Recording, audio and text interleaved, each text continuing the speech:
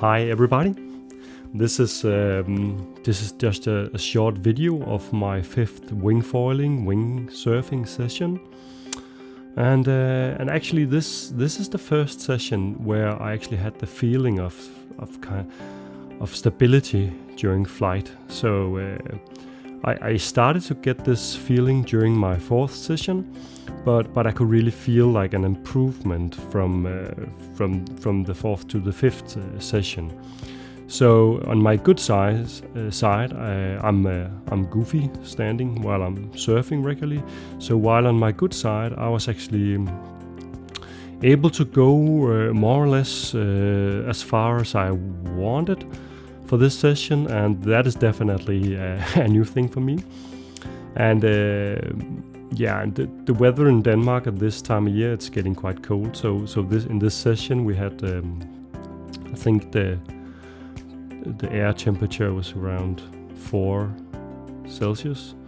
So but I mean, compared to, I'm used to windsurfing, and I think because you hold on so tightly to the boom in windsurfing, it really exhausts your arms, and there's a restricted blood flow, so your hands is freezing a lot. But I mean, in wingfoiling, because you're not having that same kind of grip, I didn't feel the same cold in my fingers as I'm used to in windsurfing. So I mean, that's of course great.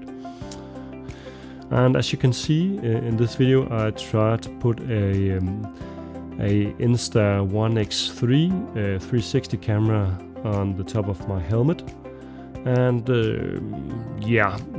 actually I tried to the last session I tried to put a fly mount and a GoPro Max on the wing itself, but as I was in a hurry, I did not attach the security leash to the camera, and actually I lost the camera during the session. It dropped into the ocean, so that was a bummer.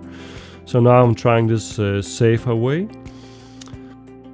Yeah, and I just recently bought some new wings, both a 4 and a 6 to like in addition to my 5 square meters here that I'm using here. But I did not have a chance to use it yet. It seems like for most of the conditions that we have here in Denmark, 5 is like a sweet spot. So all of my first sessions has been with this nice wing. It's very light, can recommend. So it's quite a cheap package that you buy directly from Gong.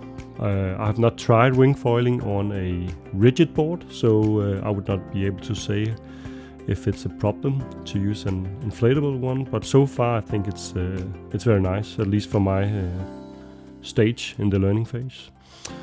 So one thing that I noticed yesterday, while there was a gust and the wind was blowing a bit more than like in the average, was that this large beginner front ring that I have, it's around I think 2,100 square centimeters. It was hard not to just fly upwards, so I had to put really much pressure on the front foot. So I think maybe one of the next purchases that I'm going to make will be like a smaller front ring.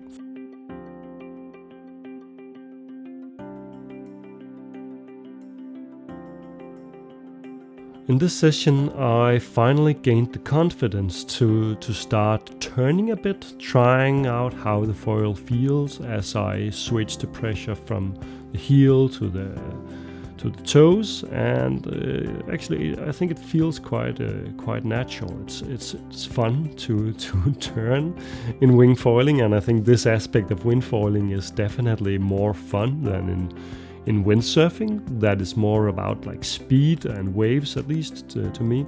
But I think that the feeling of turning in wingfoiling is similar in some ways to like surfing waves. It's you get this flow feeling, and it's really nice.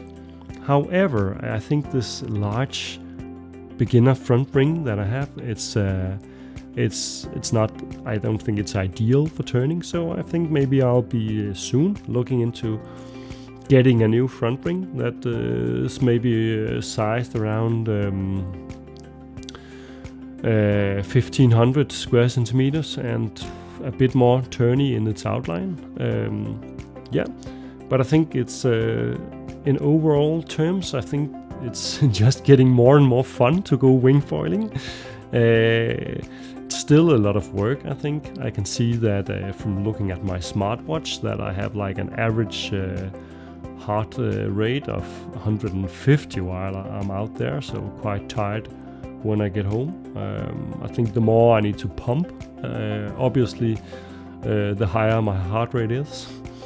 But I think it's getting more and more fun to wingfoil, and actually I can't wait to get on the water again and maybe experience a bit more with all the turning stuff. Maybe trying to do a jibe. However, I think that will take a lot of sessions in order for me to complete that. Okay, but thanks a lot for watching, guys. See you out there.